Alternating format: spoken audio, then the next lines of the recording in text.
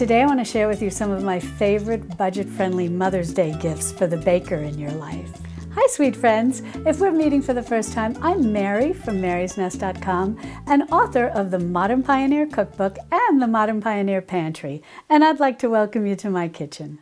Well, these gifts that I want to share with you today are so perfect for the baker in your life. Maybe your mother, your sister, your cousin, your niece, anybody that likes to bake. And in addition to Mother's Day, these are wonderful hostess gifts if you get invited to a brunch or you get invited to a dinner party and you want to bring the hostess a little something that's baking related because you know she's a good home baker. These fit the bill to the T. The first one that I want to talk about, there's actually two in this category, and they're what are known as lams. It's spelt L-A-M-E, so in English, yes, it would be lame, which is not a complimentary word, but it's actually a French word, and it's spelled L-A-M-E, and it's pronounced lam, like mom, and it's for scoring bread. So if you like to bake and you like to score bread, or you know somebody who does, this tool I think is so clever, because if you're at all nervous about using the long lam and you don't feel you have a lot of control over the razor blade because of the longer handle, this is a little cute, almost like thumb operated lam, and you can hold it close. In here, this is where the razor blade would be. This is, I just have the paper in here as what they send you when they box it up to you. And you have a lot of control, and you can really get into your dough and make those little leaf patterns or whatever you like to make. Then when you're done, there's a little tab right here in the front, and you just use your thumb and you pull it right down. Boom, there you go. And now you store it in your kitchen drawer. It's perfect.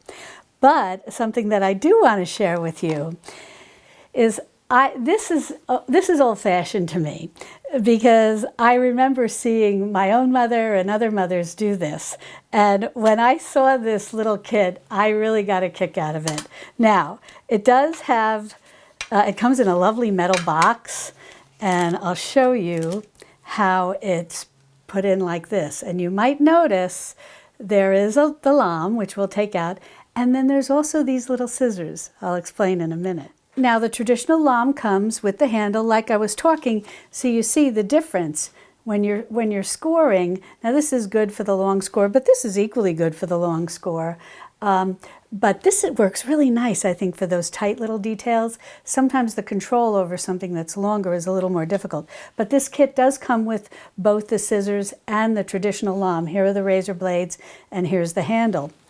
But what I love, if you are like an embroiderer or something like that, you might kind of recognize scissors like this. They look like embroidery scissors, and these are just so cute. The little, was it a crane maybe? But you may have seen, if your mom or your sister or niece, whomever, is a baker and kind of is familiar with the old-fashioned ways of doing things, mothers would take their embroidery scissors and often clip the bread if they wanted to make a pattern in it. So rather than say using your razor blade like this to make little leaves or a little, sometimes my mother on Irish soda breads would sometimes do like little shamrock patterns and things like that, more looking like a flower, but you know, you get the gist. And you would just take your little needlepoint scissors and you literally just you cut right into the dough. And you can even do this if you're a little uncomfortable working with either type of lam and having a razor blade out, especially if you have small kids around. It can be a little nerve-wracking. And these, yes, these are sharp, but in many ways they are kind of like a child's scissors, but you still want to be careful. But if you're uncomfortable using a razor blade, you can just take this scissors and you can cut right up the middle, make a cross, whatever design that you want to make that is long that you would normally do with the razor blade. And I just think this is such an old-fashioned and sweet and clever idea. And I think for the home baker, it's unique.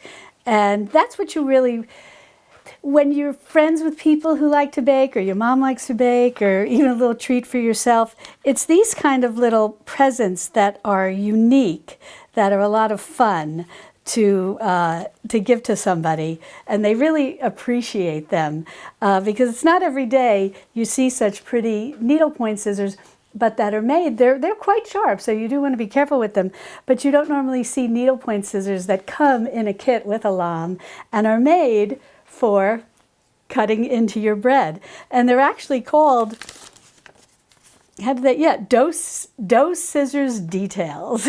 So you can have a lot of fun, and you can try a lot of little different designs, and you don't need to worry, about the whole razor blade situation if that's something that makes you uncomfortable. But the next thing that I want to talk about, I'll save these for a second. These are kind of floppy, but I want to show you these because I think they're very clever. Now, if you like making those no-knead breads and you're dealing with hot Dutch ovens and hot ovens and all of that, these silicone slings have become very popular so that you can just lower your bread right into the hot oven. And it also eliminates the need for parchment paper, since these are washable and reusable. But what I liked about this particular type of silicone sling, and this goes right, if you're not familiar with silicone, you can put this right in the oven and put your lid on. You don't have to worry about anything. This is all very oven-proof, oven-safe. But what I specifically liked about these was the handles. It makes it very easy to work with, rather than just having the long strips that, although silicone does have like a gripping sensation to it, having the handles gives a little extra a sense of security, especially if you're working with a relatively large loaf that's kind of heavy. But the other thing that I want to tell you about these that I think is so fantastic, but first, I'm getting ahead of myself. I did want to show you that if you like to do batards, they have this shape too. So whether you're doing a boule, the round shape, or the batard, which is the longer loaf, you're all set. You've got one for whatever type of bread you're making. But what I wanted to say is this is so helpful if you like making pretzel breads or bagel breads or any of those breads that require being boiled before baked. This is such a lifesaver. You put your dough on here. You've got your Dutch oven or soup pot or stock pot, whatever, with your boiling water in it. This makes it so easy to lower your dough down into the water for whatever time you have to leave it in there based on your recipe. Then you take it out, let it drip a little, and then transfer it right into your Dutch oven and pop it into your hot oven. This makes making any kind of pretzel or bagel bread so much easier. So I just had to share these with you, and I think anybody who bakes a lot and enjoys those no-knead sourdough or no-knead, even yeasted no-kneads, but that involve that hot oven and the hot Dutch oven and all of that, these can be very popular. And speaking of that, I know I have recipes for you on how to make those no-kneads in a hot oven and so on and so forth, and I'll be sure to link to those in the description below. But I do want to mention that, in case you missed it, I recently started a series called the Maslin Method Baking School. And it's a series all about how to bake with whole grains, including ancient grains. We're going to do hard red wheat, hard white wheat. We're going to do the heritage wheats, the turkey reds, the red fife. We're going to do einkorn, emmer, spelt, rye, corn, barley. We're going to do a lot of different grains, and I'm going to teach you how blending grains in what we call the Maslin Method can really improve the end product of a bread baked with whole grain flours. But best of all, it's done in the very old-fashioned traditional way. So there's no need for blazing hot ovens or blazing hot vessels. And so if you're looking for a reprieve from all of that, be sure to check out my new series, the Maslin Method Baking School, and I'll put a link below. And I look forward to having you join me if you're looking for how to get back to the traditional way of baking, rather than this more modern late 20th century, early 21st century way of baking. So definitely check that out. Okay, next I want to share with you these, which I think are very clever. Now, We may have those plastic shower caps, a lot today are made. They're food safe and they're made, for putting over our bowls, when we're rising dough, or maybe we're putting it in the refrigerator or whatever the case may be. But I've been baking, so this actually has some remnants of flour in it. But, they can rip and tear and to a certain extent they're reusable, but after a while, if you've used them, you know that the elasticity, around the rim kind of sometimes can start to fade and all. These I thought were so clever. It looks like a shower cap. This is coated with beeswax. These are beeswax bowl toppers. But best of all, I'll show you what I think is so cute. Let me put this on. And then I'm going to show you how these work, because I love this. Okay, let me get this on. Perfect.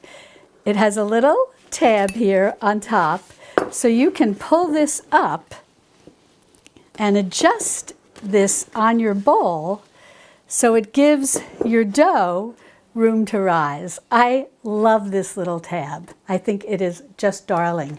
And best of all, there's two sizes, so you have one for your bigger bowls, and then this one for the smaller bowls. And I think there are different patterns and whatnot. I wasn't super fussy when I bought these, but there are a lot of varieties. I'll be sure to put the links for all of these in the description below. I think pretty much everything I've found on Amazon.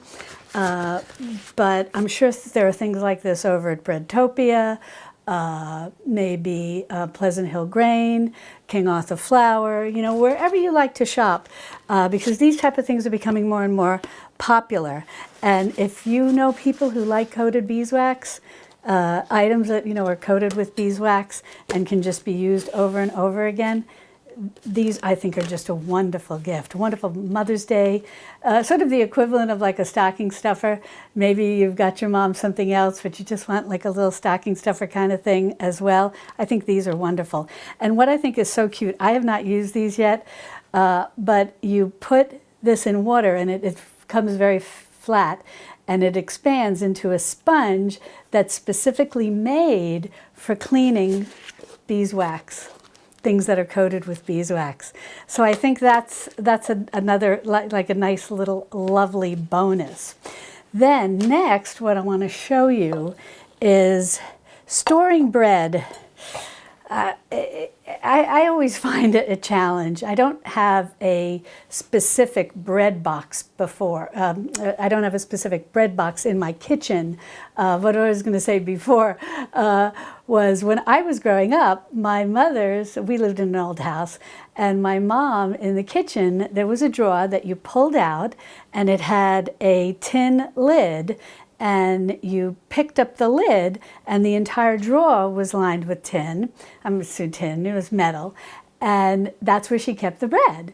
And many kitchens were built like this. Maybe your mom, or maybe you remember growing up in a farmhouse kitchen with the bread box built right into the kitchen, or maybe even into the kitchen cabinets, or maybe even your grandmother or your mom had, it's called a Hoosier cabinet, I think. And it had the built-in bread box and all of that. I just think it's wonderful. And a lot of times, depending on how much bread I've made and how much I need to store, I will slice it, and put it into my freezer, and then we take out the slices as we need them, because my husband and I are empty nesters now. But a lot of times when I first make the bread, we enjoy having it for 2 or 3 days, just at room temperature, just as it is, just as it was baked, not frozen, not refrigerated, nothing like that. And I found these bread bags, I am in love. And these also, and I'll tell you why in a minute, but this will give it away. Isn't this the cutest? This is one of those sponges too. I think it's adorable. It looks like a little piece of bread. You put this in water, it expands, and it's made for washing things that are coated with beeswax. These are bread bags, and they are lined inside with beeswax. And let me just open this for you. Look at that. I'm going to try to pull this back so you can see. But it's a beautiful cloth bag, and inside is another bag, a lined beeswax bag. Isn't that beautiful? And then, and you can pull this right out, so it's easy. If you need to wash this in the machine, you can. And you can wash this in your sink with your beeswax sponge. And then you let everything air dry. And then you can put your beeswax liner right back into this beautiful cotton bag. I just think this is lovely. Well, anyways, you put your bread in here. I should go actually get a loaf of bread out of my fridge so you can see, or well, we'll pretend. But say you're putting a loaf of bread in here, and then what you do, you take everything and you just begin to fold. That's all you do. And the beeswax has, you know, if you're not familiar with beeswax, when you fold it, it kind of takes a form, almost not as tight as aluminum foil, but kind of similar. Okay, so now let's pretend. So now we've put our bread in here, and we've sealed it with the beeswax liner that's in there, and this cotton bag. Then you take these little toggles. I think this is clever.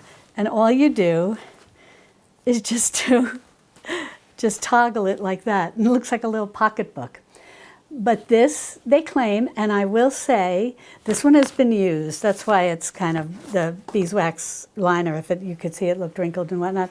I haven't tried this one yet, but it's the same concept, just a different color. This works really well. And I just think it's so cute. If you have a little hook in your pantry, you can hang it in there. And it is amazing how nice it keeps the bread. And no plastic, no need for refrigeration. And then you can see it's kind of, that's what I wanted to show you. It's kind of crinkled and stuff because I have been using this one. And then you just take your bread right out, and it is really fresh. So I can't say enough good things about this. I think it's a very clever design, and I think it's a very usable design, and I think you're going to really enjoy having some, or whoever you gift this to is going to really enjoy these bread bags, because there's nothing like, of course, always the first day right out of the oven is amazing when it comes to bread, but also those first few days on the counter are so nice. And you know, I'll tell you, one time, this is, my son was younger back then. Oh, I got a cutting board down here. I just hit it. When my son was younger, both my son and I got hit with the flu at the same time, but my husband was okay. But he was taking care of us. And he went and bought a loaf of bread because I had been ill and hadn't been able to bake. And he just had it on the counter. And so it was always room temperature. It was always very tasty. And he was so cute because he was saying, oh, because a lot of times I would put the bread in the freezer or the refrigerator. And he was so cute because he was saying, boy, I really like having this nice, soft, room temperature sandwich bread. And so I said, I got to figure out ways to be able to keep my bread fresh, keep it at room temperature. And over the years, I've just, oh, sorry, something over in my kitchen fell. But over the years, I have found that the different methods that I tried worked okay, but not perfect. But I got to tell you, I've been hearing so many people talk beeswax this, beeswax that, and I really wasn't getting on the beeswax bandwagon because a lot of people were making them homemade. And to be honest with you, I just wasn't, I had so many other tasks that I needed to take care of. I wasn't focused on making my own beeswax items. And then when I saw these, and they're reasonably priced, and I started using this, and I was like, wow, this is great. I can have really nice breads and other type of baked goods, and have them at room temperature, soft, tasty. Don't have to worry about getting things out of the freezer. I don't have to worry about toasting things up. So if you have home bakers in your life and you're looking for gift ideas, any of these will be great. The bread bags are great. I love these beeswax shower caps, and the little embroidery scissors for the lambs. I just, in place of the lamb, I think is very cute. These slings are fantastic. Now, one other thing that I want to share with you, I just have it over here, is that I don't know how you might like to keep your sourdough starter if you do sourdough starter. And I recently saw this from King Arthur and I really liked it. It may be available on Amazon. King Arthur puts a lot on Amazon, so if you like ordering from Amazon, this might be over there. I'll put the links below. I'll find everything. But what I want to say about this is I know a lot of folks you'll see in videos, they have those anchor hocking heritage jars with the lid on it. And they can be kind of heavy. They can be kind of cumbersome. If you don't do sourdough every day or on a regular basis, that would be a very awkward thing to have in your refrigerator. They're pretty large. And maybe you just want something smaller, but you want something secure.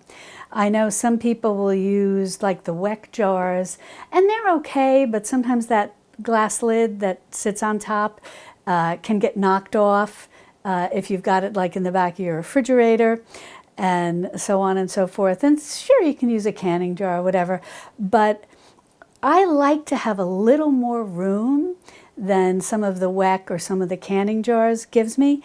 But I don't want something as big as one of those anchor hocking heritage jars. And I think King Arthur Flour must have heard me, or a lot of other people have been requesting this, maybe even their own bakers were looking for something that was really usable.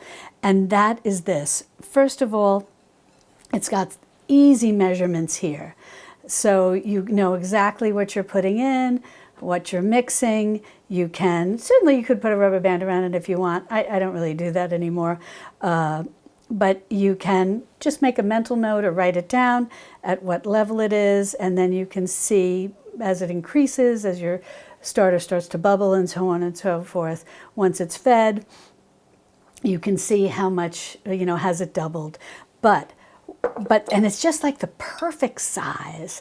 It's not too big, but it's not too small. For me, this is the perfect size for a sourdough starter.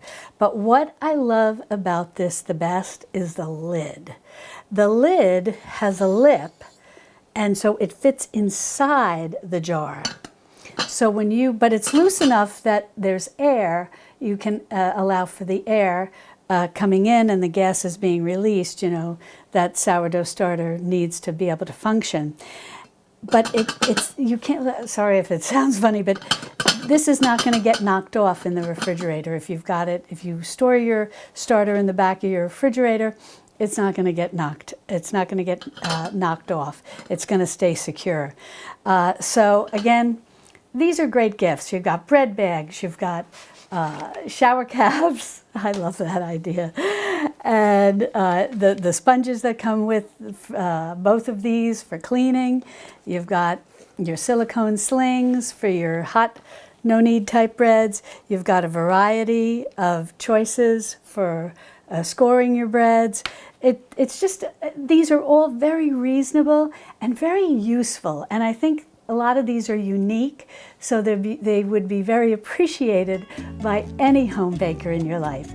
Now, if you want more gift ideas, be sure to click on this video over here, where I have a whole playlist filled with different ideas that I've shared over the years to treat your traditional homes cook.